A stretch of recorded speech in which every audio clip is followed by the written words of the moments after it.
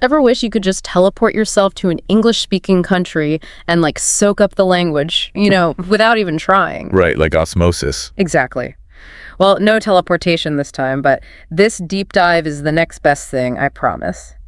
We're tackling your requests for like ways to boost your English-speaking skills. And we found this awesome guide all about how to create an immersive English environment at home. Yeah, and one of the things that really struck me about this guide is that it addresses this like common misconception head on. People think, oh, immersion, that's only for people living abroad, right? Surrounded by English 247. Which makes sense, right? That's kind of the image that pops into your head. Exactly.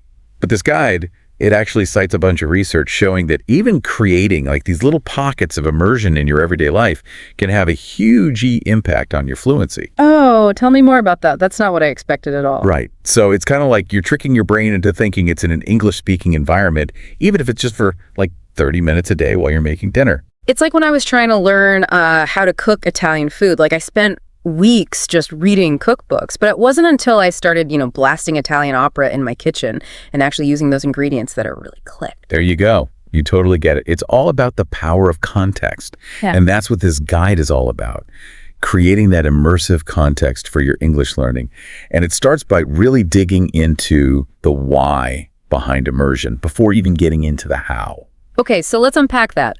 Why is this English bubble so crucial, even if you're not, jet setting off to London anytime soon? Well, it all comes down to how our brains are wired for language acquisition. Like, think about how kids learn their first language. Right, through pure exposure. Exactly. It's all about constant natural exposure. It's not about, memorizing verb conjugations in a vacuum. It's about experiencing the language in action. So it's about shifting from like a study mindset to a more absorb and use approach, almost like you're tricking your brain into like becoming bilingual without realizing it. If you're enjoying this podcast, don't forget to like the video. Share it with friends who might find it helpful. Make sure to subscribe and hit the bell icon so you don't miss our next video.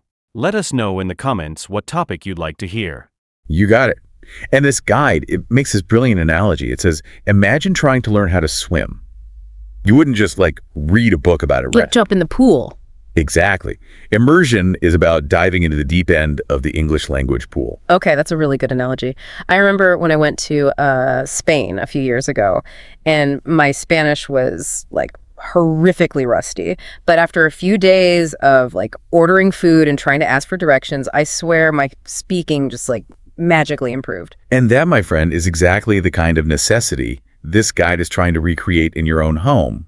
Minus the, expensive plane ticket, it pushes you to actively use English, even when it feels easier to just default to your native language. So we know we need to create this like English bubble at home, but how do we actually do that? This guide has some like pretty creative and surprisingly fun ideas. Yeah, and that's what I love about this approach. It's not about, like rigid grammar drills. It's about finding these like fun and almost sneaky ways to weave English into your daily life. Mm-hmm. And one tactic that really stood out to me was the label everything challenge. Okay, yeah. I was cracking up when I read that part. It sounds like something out of a sitcom, like covering your entire house in sticky notes. But tell me, does it actually work?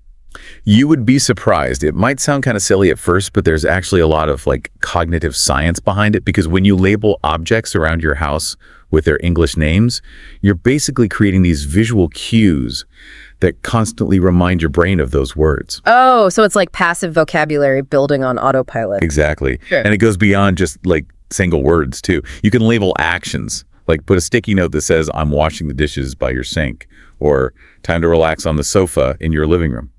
I'm already starting to see how this could work. It's like surrounding yourself with these little nudges to think in English without even realizing it. Right.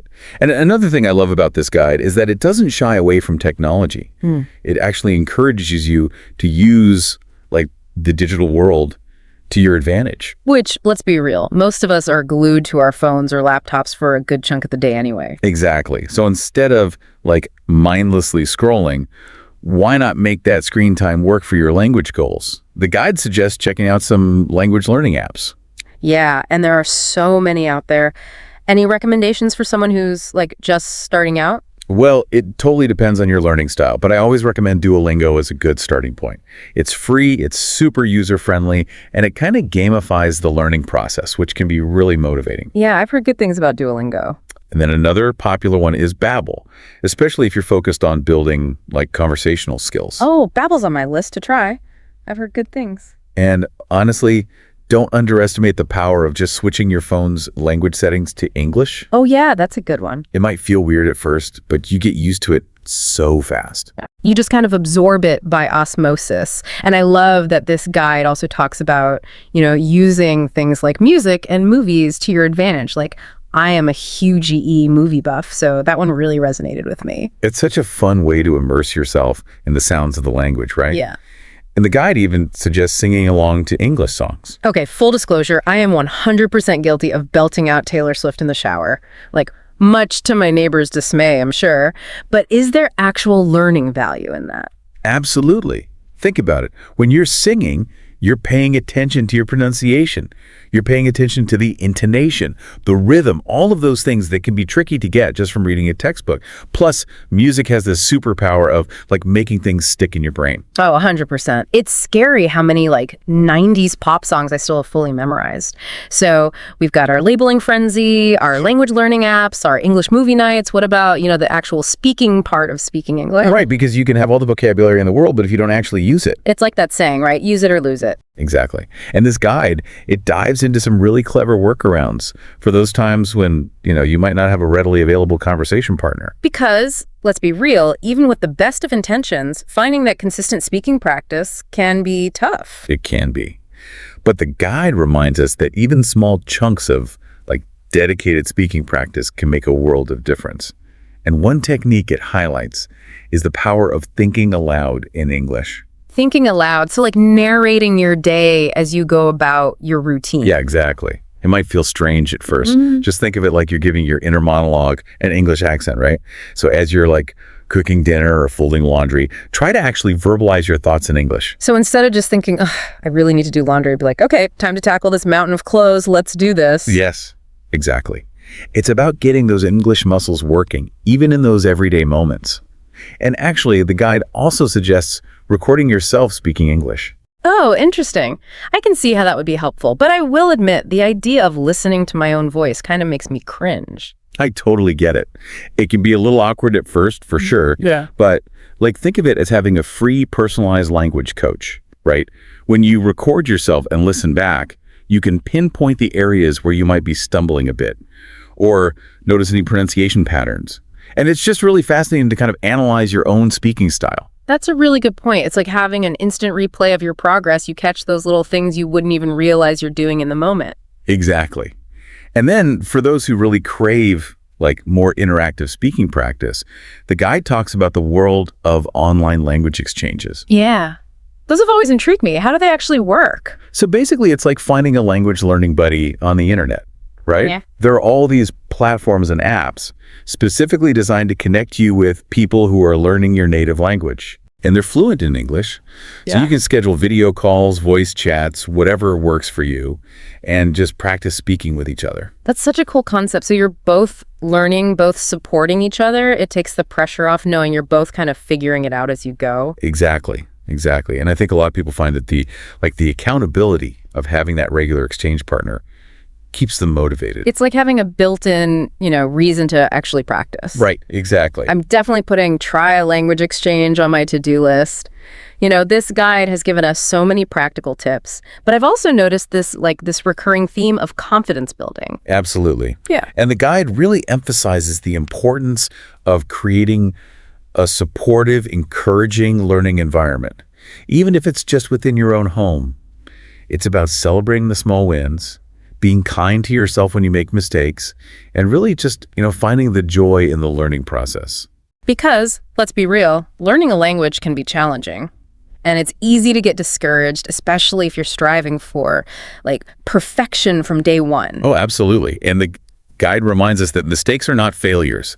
They're actually valuable feedback. They're how you learn. Exactly. Yeah. Every time you stumble over a word or a phrase, it's an opportunity to learn and grow. That is such an important reminder. It's about reframing those mistakes as like stepping stones on the path to fluency. If you're enjoying this podcast, don't forget to like the video. Share it with friends who might find it helpful. Make sure to subscribe and hit the bell icon so you don't miss our next video. Let us know in the comments what topic you'd like to hear. And this whole deep dive has really been about like shifting perspectives, right? Seeing your home as this incredible resource for language learning. Totally. It doesn't have to be this big, intimidating thing. Yeah, I love that. And it actually makes me think of like a final thought-provoking question I'd love to leave our listeners with. Yeah. If you could design your dream English-speaking environment at home, what would it look and sound like? Ooh, that's a good one. Right. What kind of space would really inspire you to learn and practice and fully embrace the language? I love that. It's about more than just the tactics, right? It's about creating this immersive experience that really reflects your personality, your language goals. Like, imagine transforming your living room into this cozy English pub. Complete with like language exchange meetups, movie nights, or turning your kitchen into like this culinary classroom where you're whipping up delicious meals while also, brushing up on your food vocabulary. Yes, I love it. It's about infusing your home with the sights, the sounds, even the smells that just transport you to that English-speaking world. I am here for it. Well, this has been such an inspiring deep dive. To everyone listening, we challenge you. Take a look around your home and really just imagine the possibilities. How can you transform those everyday surroundings into like a launch pad for your English fluency? Remember, even small changes can make a huge difference. It's huge. And most importantly, have fun with it. Let your personality shine through and enjoy the journey of discovery. Could not agree more. That is a wrap on this deep dive into creating your very own English-speaking environment. Until next time, happy learning, everyone.